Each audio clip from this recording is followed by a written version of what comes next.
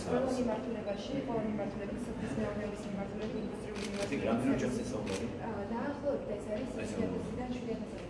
20 მილიონი არის ოზერწივის გადაჭერი. 5000 მაგრამ შეიძლება იყოს 2000-იანიც და თუ სამი მეწარმე დაიქნება 15000 ლარი. ყველა რეგიონი ჩართული. ყველა რეგიონი ისე ჩართული გადაჭერა. და ჩვენ ამას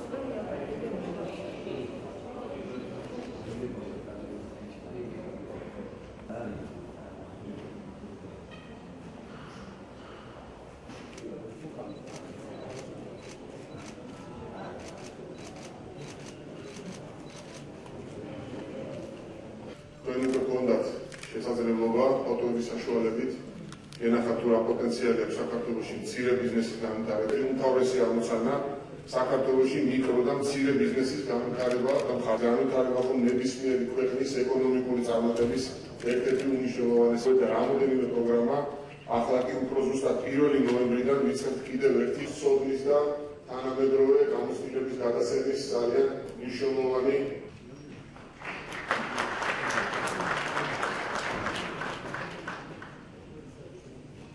Ministros, vice-premjeros, ministros, administros, on ძალიან კარგი ინვესტირება, ძალიან ქვეყნებს, მიაღწიეს.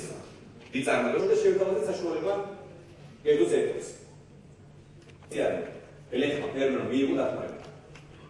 სოფლის მეურნეობის დახმარების პროგრამის პარალელურად. ჩვენი მთავრობა აკეთებს ყველაფერს იმისთვის, რომ კერძო ბიზნესს მაქსიმალურად განმოვეთვალოთ, მცირე და საშუალო ბიზნესი და მსხვილ ბიზნესს მაქსიმალურად ხელი შეუწყოთ. დღევანდელი წამოწყება ესე გამ ახალი კომპონენტის დამატება პროგრამის საწარმოო საქართველოში არის კიდევ ერთი ნათელი დემონსტრირება ნათელი იმისა რომ ჩვენ გვსურს რეალურად მოსახლეობას შვება იგრძნოს და რეგიონები განვითარდეს. მე განსაკუთრებულ ყურადღებას ვანიჭებ ესე რეგიონების განვითარებას. უახლოეს დღეებში ჩვენ უახლოეს ერთ-ორ კვირაში ჩვენ შევქმნით სახელმწიფო კომისიას რეგიონების განვითარების. ეს იქნება ახალი მიდგომა და ჩვენს ხედვებს რეგიონების განვითარების თაობაზე წარუდგენთ საზოგადოებას. მე მინდა კიდევ ერთხელ აღნიშნო ინფორმაცია შევაჯამო რომ ჩვენს მიერ წარმოებული პატარა პოლიტიკის შედეგად მთელი რიგი დარგები არის სახალისებურ საქართველოში. იგივე ხილის წარმოება, იგივე თხილის წარმოება, იგივე ღვინის ურდნის წარმოება. ეს არის კონკრეტული დარგები, რომელმაც ძალიან დიდი განვითარება ჰპოვა საქართველოში. უახლოესი 2 წლის განმავლობაში. მაგალითს გეტყვით, რომ ხილის ექსპორტი თუ იყო მანამდე 2012 წელს იყო მაგალითად 71 მილიონი ლარის ღირებულების, წელს უკვე 8 თვის მონაცემებით არის 221 მილიონი ლარის ღირებულების ხილი ექსპორტირებული. ამას გარდა ღვინის მაგალითად შემიძლია გითხრათ, რომ 73 მილიონის იყო ღვინო ექსპორტირებული 2012 წელს უკვე 229 მილიონი ლარის არის ჯამში უკვე არის ამ ღირებულების. ანუ კიდევ ერთხელ მინდა დავადასტურო რომ რეალურად გაჩნდა мотивация. 4000 ჰექტარი გაშენებული არის ახალი ვენახები კახეთის რეგიონში, 30 ჰექტარის უნიკალური ჯიშის ესე იგი ხვანჭკარა და უსახელაურის ვენახები არის გაშენებული რაჭაში. რაჭის რთულმაც ასევე ძალიან წარმატებით ჩაიარა. თხილის რეალიზაციაზე მინდა აღნიშნული ზეთით კიდევ ერთხელ შევაჯამო. 170 მილიონი ლარის თხილი არის რეალიზებული სამეგრელოში.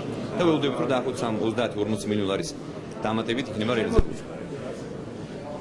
ეს არის ის რეალური ასე ვთქვათ შედეგები და აქვე მინდა აღნიშნო რომ მუდმივად მინდა სპეკულაციები რომ აი რასაკეთებს მთავრობა, მოსახლეობა კვლავ გაჭირვებული. რა თქმა უნდა 2 მილიონი ადამიანი როცა ყავს მოქალაქე ღარიბი ვერც ერთი მთავრობა ვერ შეძლებს ამ მოქალაქეების რადიკალური ცხოვრების რადიკალურ შეცვლას. ეს წარმოუდგენელია, ეს არის ტყუილი.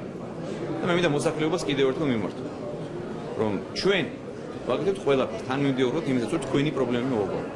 ჩვენ ვზრუნავთ იმაზე რომ რეგიონები განვითარდეს, სოფელი განვითარდეს, სოფლმეურნეობა განვითარდეს, რომელიც იყო დაანგრეული პირდაპირ მნიშვნელობით. და მოსახლეობას, რომელსაც სასმელი წყალიც კი არ ჰქონდა.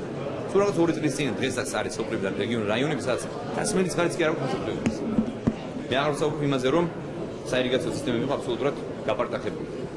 და პირდაპირ ყოფილი ხელისუფლების წარმომადგენლების ბიზნესი იყო. ამ საირიგაციო მილების ამოღება და გაყიდვა. ეს იყო რეალურად ის ვითარება, რაც საქართველოში არსებობს რაღაც 2 წლის წინ.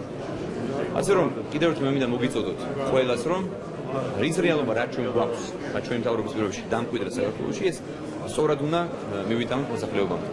20 მილიონ ლარიანი საწყისი ბიუჯეტია პროგრამის მიკრომეწარმეობის და მცირე მეწარმეობის განვითარების პროექტი განკუთვნილია იმისთვის, რომ რეგიონში არა თბილისის გარეთ მაცხოვრებელი მოსახლეობისთვის მოხდეს სპეციალური დაფინანსება, რათა განვითარდეს რეგიონებში მიკრომეწარმეობა და მცირე საწარმოები.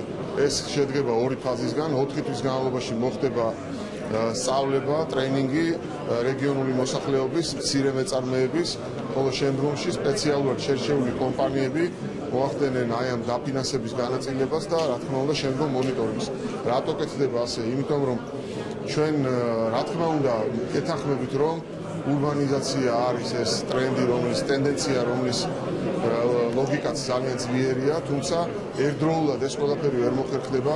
დღეს ჩვენ უნდა გავამკლავდეთ იმ გამოწვევებს, რომელიც დღეს გვაქვს, ხოლო დღევანდელი გამოწვევა არის ის, რომ გვაქვს ძალიან დიდი დისპროპორცია საქართველოში, ქალაქსა და რეგიონში მაცხოვრებელ მოსახლეობაში და მათი ცხოვრების დონეში. ამიტომ დღევანდელი გამოწვევის გამკლავებისთვის აუცილებელია ეს პროგრამა.